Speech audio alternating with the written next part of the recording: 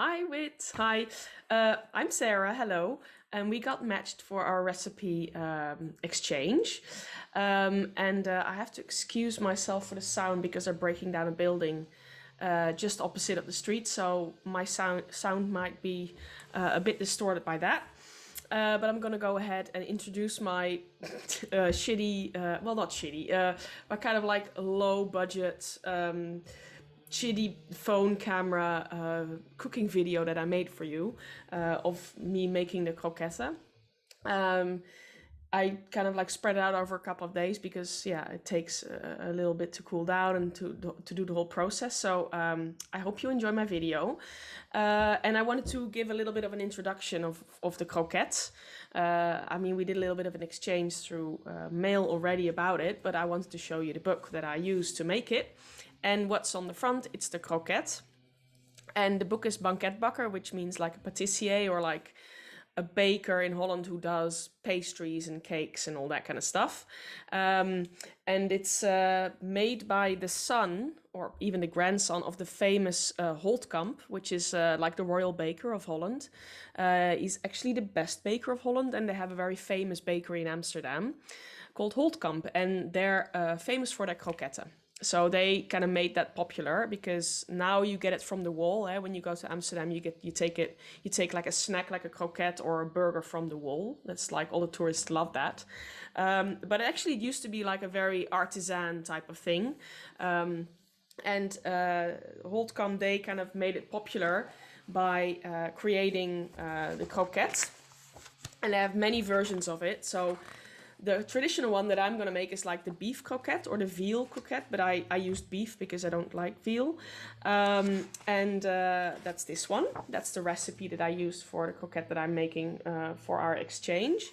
But you have shrimp croquettes, which are actually also really, really delicious, which is just a similar process but a different filling, which is made with little Dutch shrimps.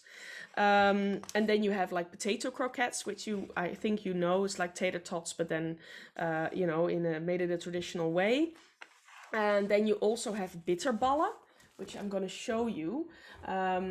Is that and that I refer to in the video as well, because a croquette is a long shape like this.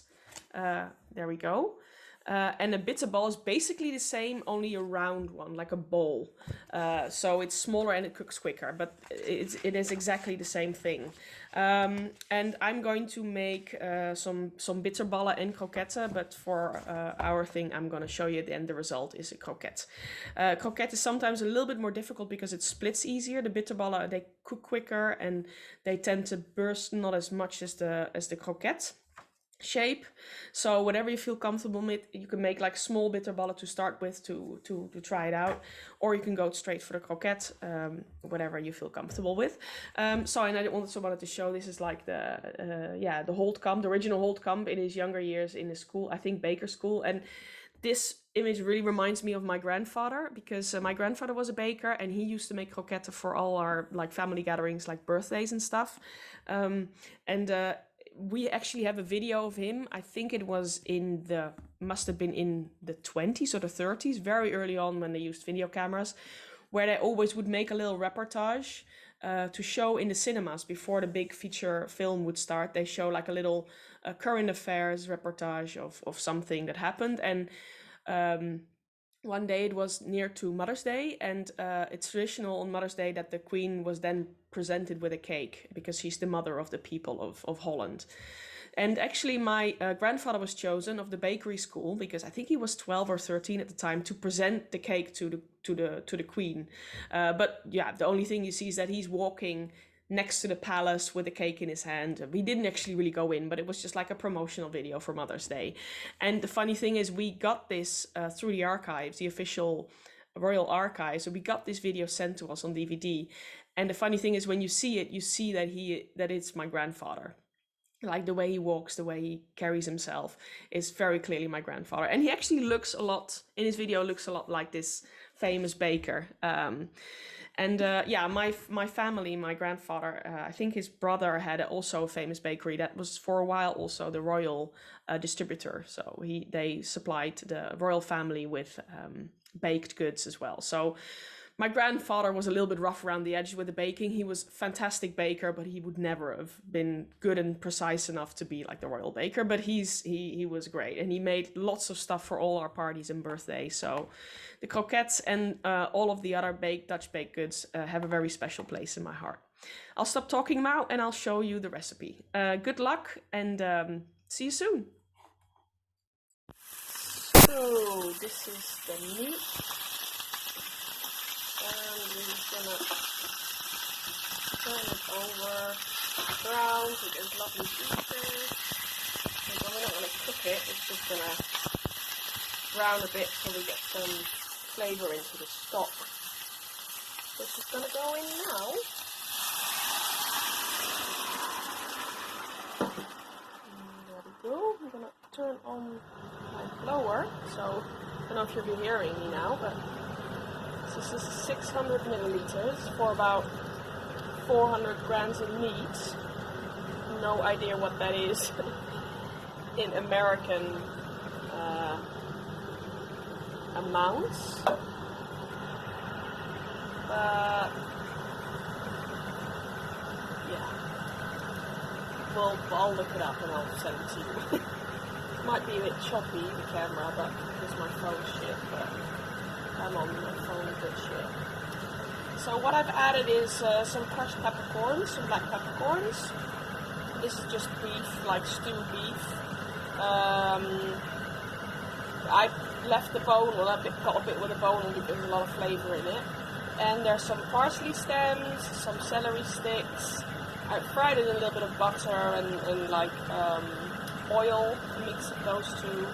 And what I threw in is like part water, like 400 mils of water and then 200 mils of kind of a good quality beef stock.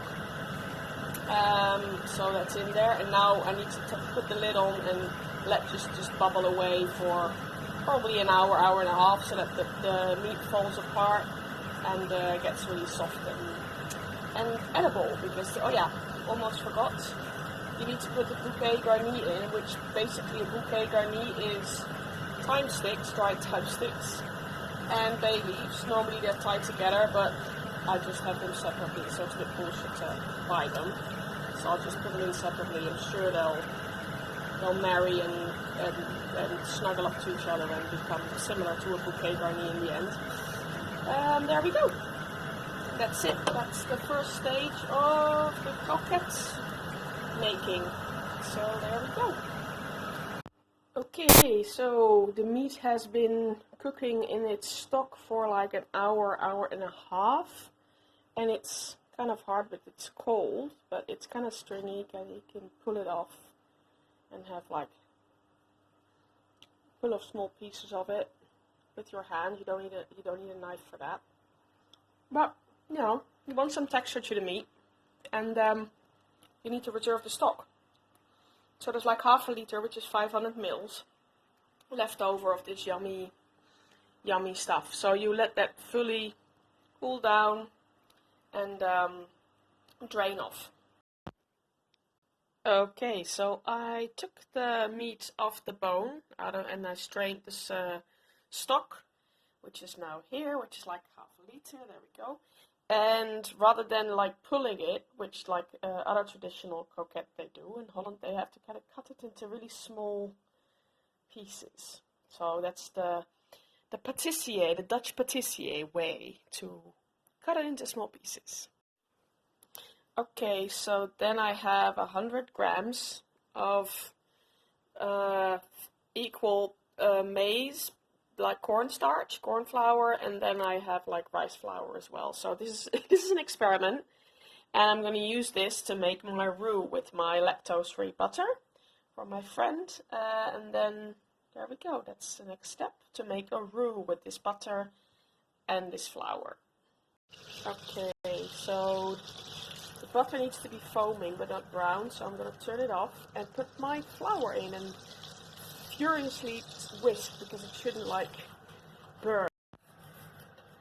So there we go. We need to just whisk this and keep it kind of like baking, because you don't want that raw flour smell, but I'm sure you know how to make a roux, and if not, have a good go. It's not that hard, you just not need to burn it. I need to be a bit careful with it. So there you go. It seems to be going alright with this flour. I might pop some more in of that rice flour because it seems a little on the fluid side to me. Normal flour would make it into kind of more of a paste, and this is still runny, so I might put some more in there. So yeah, I mean I put quite a bit more of the rice flour in, and it's still kind of runny, so I guess that's the difference between normal flour and gluten-free flour.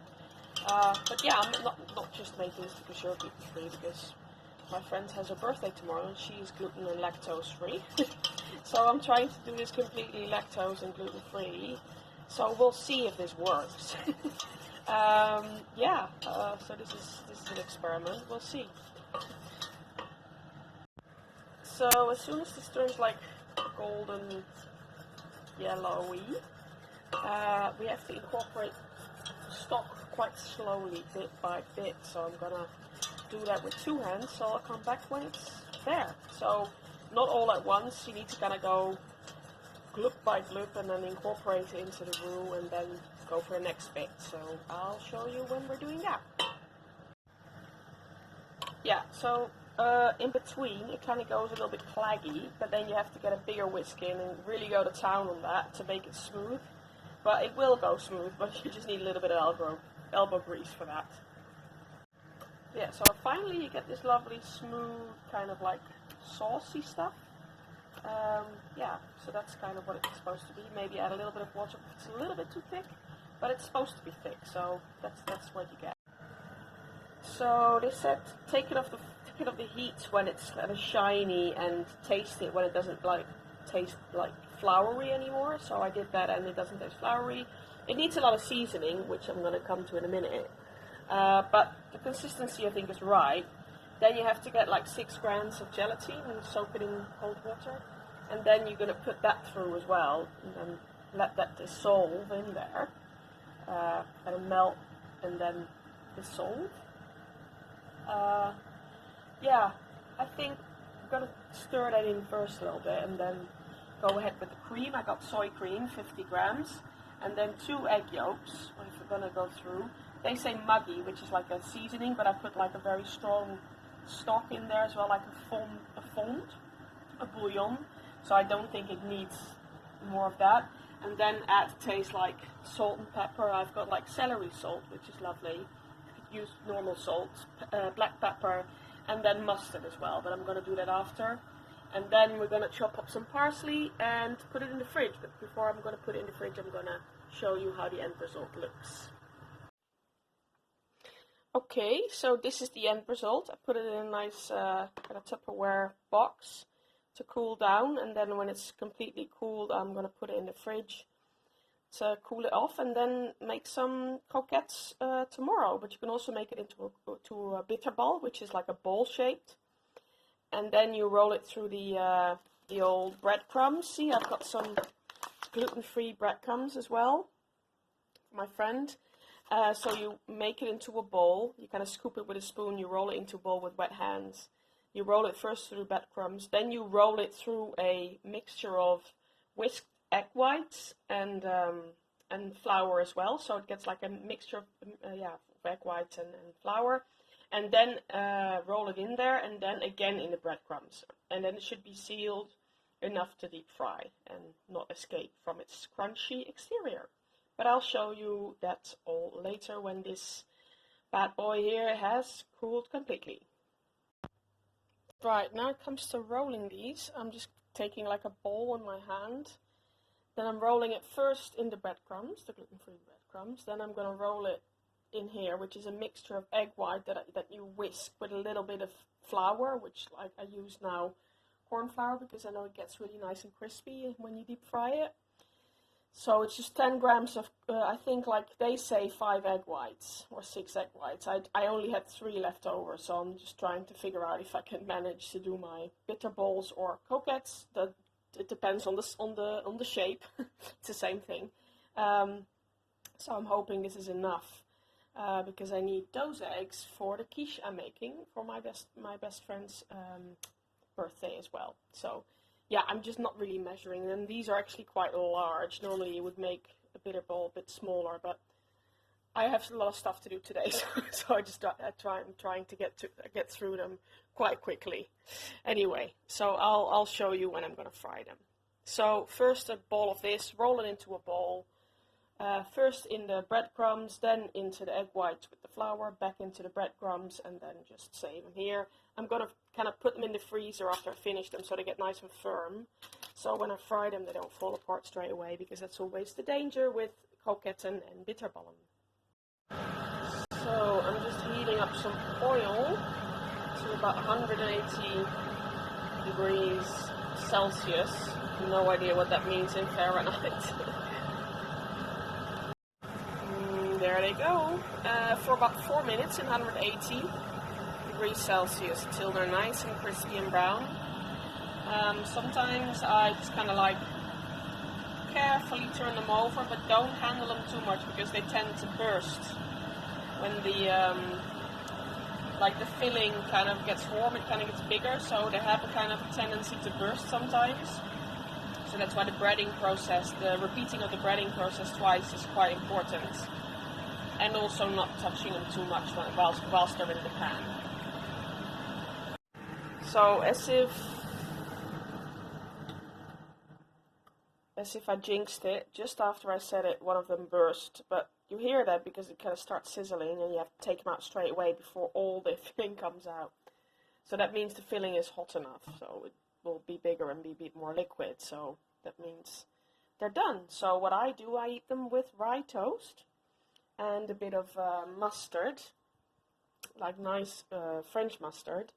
That's a traditional way of eating them, or like brown bread, or like a white roll or something, or just like that and dip them in mustard. And also, I like to put a little bit of mayo in there as well, veggie mayo. Okay, well, enjoy. I hope this is something that you could do. If not, totally understand, because it is a bit fiddly. But I'm going to enjoy my gluten-free, lactose-free croquette at the moment as my dinner for today on Friday. Bye!